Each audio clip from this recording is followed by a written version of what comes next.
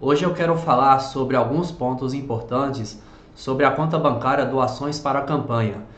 Em um vídeo anterior eu falei quais são as contas necessárias que devem serem abertas, né, para as campanhas eleitorais pelos candidatos, candidatas e partidos políticos. Então hoje nesse vídeo eu irei falar sobre alguns pontos de atenção, alguns cuidados que precisam ser observados em relação a essa conta bancária. Lembrando que essa conta bancária, doações para a campanha, é destinada a movimentar todo tipo de recurso de fontes privadas, né? Então existem outras contas, como eu falei, abordado, né, no vídeo anterior, existem as contas específicas para a movimentação dos recursos públicos. E então essa é a conta destinada para movimentar os recursos de origem privada. Então essa conta bancária é obrigatória para todos os candidatos, candidatas e partidos políticos em todas as esferas, com apenas algumas exceções. Já vou falar quais são as exceções. Então, só uma observação aqui em relação aos partidos políticos. Existem muitos diretórios municipais que não têm essa conta aberta, né? Muitos dirigentes acham, né, pensam que essa conta pode ser encerrada. Então muitos nas últimas eleições de 2020, né, muitos encerraram essa conta bancária, mas não é permitido mais encerrar essa conta. Então a minha recomendação é que esses dirigentes já buscam ali junto a um banco e já abram essa conta, justamente porque nessas eleições gerais de 2022 é obrigatória a prestação de contas também pelos órgãos municipais, pelos partidos políticos municipais. Então, se não tiverem essa conta aberta, doações para a campanha, terão problemas, porque essa é a melhor forma de provar para a Justiça Eleitoral se houve ou não arrecadação de recursos. E aí nós temos algumas exceções que a Justiça Eleitoral dispensa a abertura dessa conta. Somente apenas, né, para candidatos a prefeito e vereador em municípios onde não haja agência bancária ou outros postos de atendimento. Isso é o que está na lei das eleições, da lei 9.504 de 97. Mesmo assim, mesmo não tendo, né, no caso, né, das eleições municipais, não é o caso para essas eleições gerais, mesmo que não tenha ali uma agência bancária, minha recomendação é que no caso os candidatos a prefeito e vereador busquem abrir essa conta no município mais próximo, porque frisando que essa é a melhor forma desses candidatos provarem para a Justiça Eleitoral se houve ou não arrecadação de recursos. E uma outra dispensa também é para o candidato ou candidata que tenha renunciado ao registro de candidatura, ou desistido dessa candidatura, ou teve o registro indeferido pela Justiça Eleitoral, ou foi substituído por um outro candidato ou candidata. Mas aí existe uma regra, né, que isso só pode acontecer se for antes do fim do prazo dos 10 dias a contar da data da emissão do CNPJ de campanha.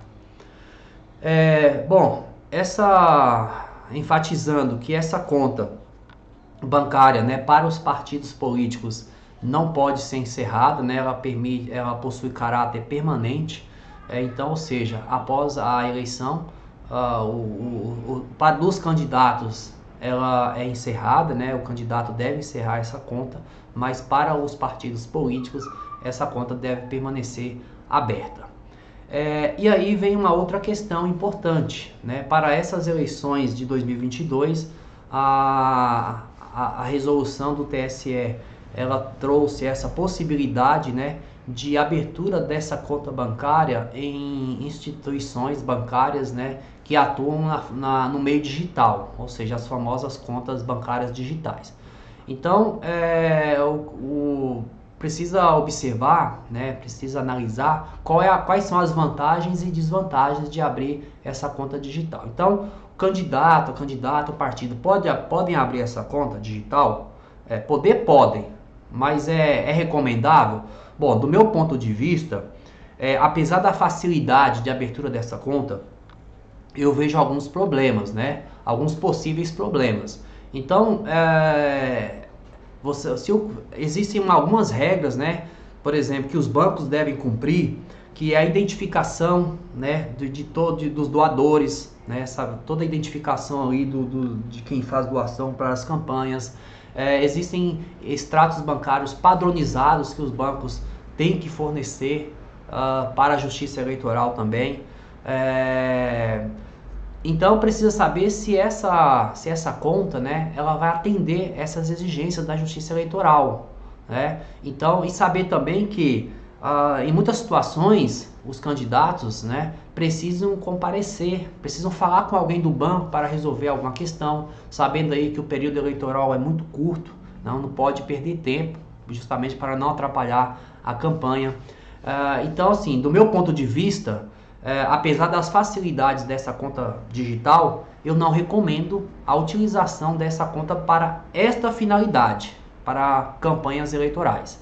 Então eu não recomendo justamente para evitar problemas para o candidato. O que eu recomendo é que os candidatos e os partidos abram as suas contas em agências bancárias, né, que atuam de forma física, e que aí obtenha um acesso, né, ao gerenciador financeiro dessas empresas, ou navegador exclusivo, para que o acesso a essa conta seja facilitado, né, uma eventual greve ou problemas das agências bancárias, que eles tenham esse acesso facilitado e consigam também compartilhar com o contador uma senha de acesso apenas para consulta, para que esse contador consiga ali ter a possibilidade de fazer o acompanhamento diário dessa conta bancária. E aí temos a vedação de cobrança de taxas, né, e outras despesas de manutenção dessa conta, né? Mas aí existe algumas exceções.